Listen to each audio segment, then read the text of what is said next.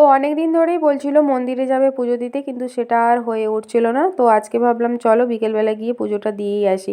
Ready হয়ে গিয়েছিলাম, আমাদের কাছে যেহেতু বাইক ছিল না তো ভাইয়ের থেকে বাইক নিয়ে গেলাম বাজারে।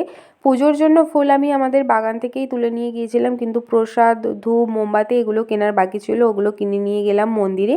এই ছিল মা কালীর মন্দির, যেটা আমাদের বাড়ির সব থেকে কাছে পিঠের মন্দির। আর আজকে মন্দির কোনো একটা কারণে খুলতে দেরি হয়েছে, ধোয়া মোছার কাজ চলছিল, তো বাইরে মোমবাতি ধূপ যেগুলো ছিল ওগুলো আমরা বাইরেই এখন দিয়ে দিলাম।